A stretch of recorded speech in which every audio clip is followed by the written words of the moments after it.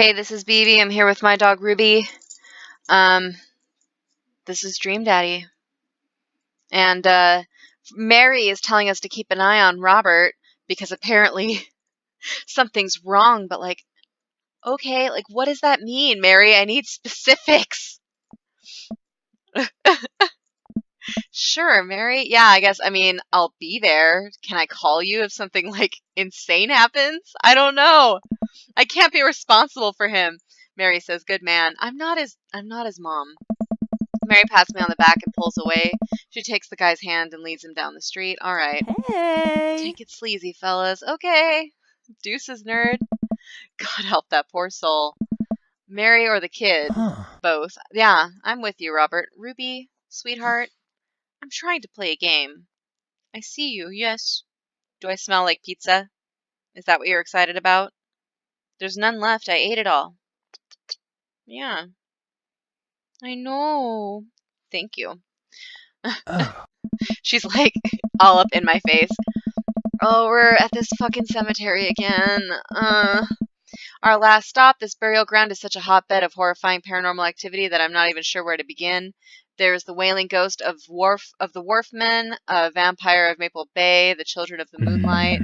What about the Dover ghost? Robert, you and this fucking Dover ghost. By this point, the tour guide is clearly irritated with us, I would imagine. What about it? Nothing. I just think it'd be a crime to come all this way to the cemetery, the actual origin of New England's most notorious paranormal entities, and not even mention the infamous Dover ghost. It's not a real thing. That's absolutely not a real thing. I think someone needs to brush up on their paranormal history. I know tons about paranormal history. I know every ghost story in this area. I know. I'm sorry. I have no control. Oh. I can guarantee there's one you don't know. Oh, we're doing this again. He looks over at me and smiles. Would you care to hear this tale of how Loomis and I met? Come on. Robert, stop it. Bang. No. The entire group shushes the tour guide. Oh, man. Sad Master Quinn. Okay, fine. Tell the story. Well, it was a dark and stormy night. I wasn't always a paranormal investigator. Hey. Way back when, I was just a traveling grifter. Moving from town to town, always looking for my next mark. It wasn't an easy life, but I had fun. Taking from the rich, giving to the poor. Actually, also taking from the poor. Oh. No, noodles! I had a shaky moral foundation. I happened upon the quiet town of Maple Bay quite by accident, but little did I know this city has a dark side. Now, about the same time, I was just starting out as an apprentice. This is so fucking stupid. I have to read this whole story. As an apprentice to a rather famous ghost hunter who was an old family friend of mine. I carried the equipment, operated the EVP machine, all that. Wait, yes? Who was the famous ghost hunter? Hey. Well, I don't like to name drop, but Georgia Mathers. The group gasps. Nice. Georgia Mathers? She's a legend. You know her? Huh. Knew her. Amazing woman. Died mysteriously. Miss you, Georgie. Anyway, we were in Maple Bay investigating some reports of strange lights and sounds coming from the cemetery late at night. Now we had been warned by the old crypt keeper that this place was highly dangerous, but Georgia was never one to shy away from an adventure. We camped out in the middle of the cemetery for 3 nights straight. We endured your so-called wailing watchmen. This is the same fucking shit. I mean... It's the same problem I have with Damien, although we've not really seen evidence that Robert hangs out around here so much as is willing to make fun of the idea that it's haunted. I hope I'm making sense. If he was actually camping in a graveyard, then I would probably be kind of pissed off, but that's all right. Wailing ghost of the wharf man. Whatever, your stupid vampire was just a teenager in the mask, but the Dover ghost, man, tell him, Loomis. Hey. So there I was, just walking back to my hotel after a long day of working a couple short cons. Because, of course, we were a grifter. Classic pigeon drop scam, putting out feelers for a rip deal. Come on! Noodles, shut up. I was going to steal a baby, probably. Would have made me rich. Fuck off. I found myself walking past this very cemetery. Now, I was never a very superstitious man, but something seemed off. Ruby, come here, sweet pea. What is the matter? What's wrong? Huh? You bored? I could hear some sort of commotion happening deep within the graveyard, and I felt compelled to investigate. And thank God you did. Georgia and I were conducting a seance in the mausoleum. At first, things were pretty normal, but after about an hour, everything went south. Putting back the EVP meter, we were able to hear a single word. Run. Fuck off. Cheese it! The air suddenly went cold. Something was very, very wrong. I just knew we weren't alone. We started to hear this faint, distant scraping noise, like something being dragged across the ground. It got louder and louder until it was deafening. Some kind of demented howl. Then I felt it. Something, grabbing my ankle. This is fucking, come on. I can't deal with this right now. I mean, this is 100% something, this is 100% Robert, this long, convoluted bullshit story that, like, the payoff is that you thought it was real. That's the joke. Okay. He has the whole crowd hook, line, and sinker. You could hear a pin drop. I've only cried twice in my life. One was at the birth of my daughter. The other was when that thing started dragging me. Is that true? Do you have a daughter? Sorry, I got sidetracked. I wasn't sure where it was taking me. Oh, hold on. What's that? That's a moth. Is it? I'm going to pretend it is. I wasn't sure where it was taking me, but I knew it was no place I wanted to go. I was sure I was going to die. The moment I crossed the gate into the cemetery, I heard this god-awful screeching. I ran into the mausoleum just in time to see a man being pulled across the floor by... God, to this day, the mere thought of it ties my stomach into knots. It looked like a man, but like... I glanced at Robert. Like someone who didn't know what a man was supposed to look like. Tried to put one together. Because he was describing the Dover ghost to us before. The arms were too long, the eyes glowed red. It was like a walking shadow. What did I do? What any good person would do. I lunged for... Shoot, what was his fake name again? It was Daniel McSturgis, yeah. Hold on, let me double check. Yeah, Daniel. I grabbed his hand and entered into a tug-of-war with the unholiest of forces. I thought I was going to be torn in half. But I had God on my side. The pocket Bible. Come on. I always kept on me, fell out of my shirt pocket, and to this day I can remember what passage it opened up to. We're supposed to... I have no idea. I have no idea what any of these passages actually are. But this is the correct one. Then... Oh, he picked right up off of our beat there. He knows his Bible verses. Ooh, that's interesting. That says a lot right off the bat. Okay. Then shall the dust return to the earth as it was, and the spirit shall return unto God who gave it. Yeah, I have no idea where Robert pulled that verse from. Or is he making his shit up?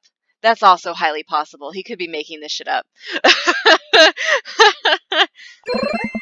With a horrifying growl, the entity finally relented. Daniel and I collapsed onto the ground exhausted. We were both covered in blood. That damn creature clawed into my chest, got me real good. I had to get 16 stitches. Oh, he's got a scar. From what? I don't like that at all. So he's got a scar across his chest, and that's how I got this scar. I followed Georgia Mathers to the end. Like Laddie's not afraid to use it for his fucking bullshit. I followed Georgia Mathers to the ends of the earth. We faced exorcism, demons, poltergeists, and threw our equipment across the room. But I had never seen Georgia so scared. She was never the same after that, neither was I. Watching what happened to Daniel and Georgia shook my faith, but I came out of that experience a better man and a better friend. And we've been brothers ever since. We share an emotional hug, okay. Oh, here we go.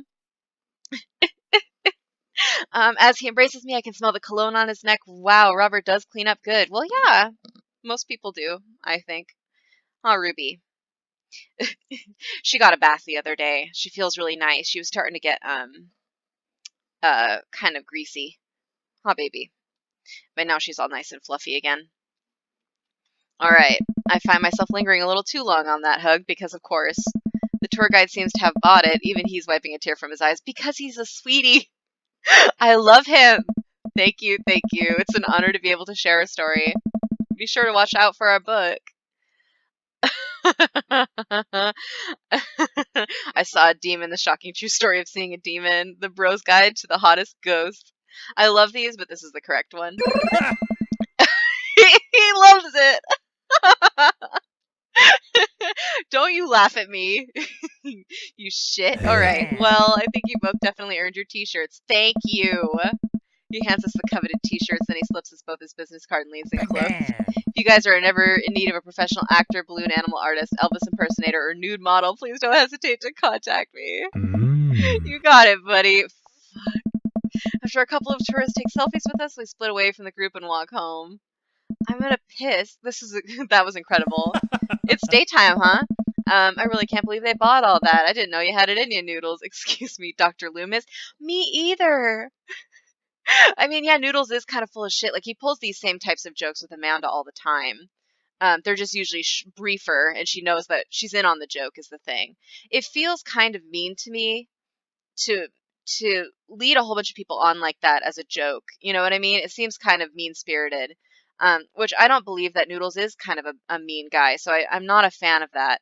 But that's okay. I think that it's reflective of his general ability to reflect whoever he's hanging out with. That bit about the pocket Bible was aces, although giving the Dover ghost glowing red eyes was a little cliche. What, Ruby? Sweetie? I taught her to give me high fives. And now whenever she wants something, she just high fives me excessively until I, like, pay attention to her. And the Kubrick conspiracy theory, wasn't Hey. all part of the character. Well, we got the shirts out of it. Yeah, we did. We arrive in front of Robert's house. Want to have a drink? I think we're supposed to say, is that even a question? Hang on. Ah, fuck. Or, yeah, is that even a question? Hold on. Robert, how long have you known me for? Do you really think I would turn down the opportunity to share a fine alcoholic beverage with my treasured friend and accomplice, Mr. Robert Bobbert Small? If you ever call me Bobbert again, I will kick you right in the shins, both of them. Not my knees, though, because those are bad. Hey. Then you can expect an angry phone call from my orthopedist in the morning. Ah. Bobbert. My shins live to die another day. Yeah, because he's full of shit. He would never actually hurt us, I don't think. That just doesn't seem like his thing. Oh. He leads me inside. Oh. That's not cute. Very, caught in the past. Very messy. A lot of alcohol. Interesting. Alright. It reminds me, and I know it's a different era, and it's a little bit sadder looking, but it reminds me of Hugo's house a little bit in terms of the messiness and, like, the retro, appreciation for old shit. This is like, I can see it, you know. It hasn't been updated. He probably hasn't had much money. Like, what does he do exactly? So he leads me inside. I can't help but think about what Mary said to me. Robert did seem a little bit off, but that completely disappeared when we were joking around with the ghost tour. Well, yeah, that's his way of hiding, right? I don't know. He's hard to read. Yeah, well, that's the whole point. While I'm thinking, I hear claws skittering across the floor. It's Betsy! It's his pit bull. I'm about to be torn to shreds. No, it's the French bulldog. I shut my eyes tight and brace for impact. Betsy, hey, be nice. I don't feel anything but tiny paws scratching at my shoes. I open my eyes. It's the cutie baby, Betsy. Hey! Oh, Robert's dog jumps away from me, running in circles and sniffing Robert's legs. He pats her on the head. Oh, baby. Hey, that's not a pit bull. This is the cutest, dumbest Boston Terrier I've ever seen. Oh, it's a Boston Terrier, not a French pit bull. My bad. I'm French bulldog. Betsy, you're not a pit bull? And you weren't taken by the Dover ghost? Betsy's made of tougher stuff than that, ain't you, girl? Yeah, I bet. Those little dogs are tough. She rolls over for some well-deserved belly rubs. Yeah, what a cutie. I just keep a picture of a large pit bull in my wallet in case of emergencies. Comedic emergencies. Okay. We make our way to Robert's living room. For a quiet man with arguably the oldest pickup truck that can be legally driven, his place is amazing. Yeah. It's very, turn of the century. There are sleek modern appliances throughout the room with a big flat screen TV mounted on the wall. He has shelves upon shelves of DVDs. Guess he wasn't lying about being really into cinema. No, he wasn't. You heard his weird-ass nerd rant at the movie theater, right? Noodles, you were there. Yeah, he's just a fucking dork in wolf's clothing, is what he is. But we'll pick up again in the next episode. These episodes are really just kind of flying by. There's a lot to uncover here with our friend Bobbert. All right, catch you next time. Bye.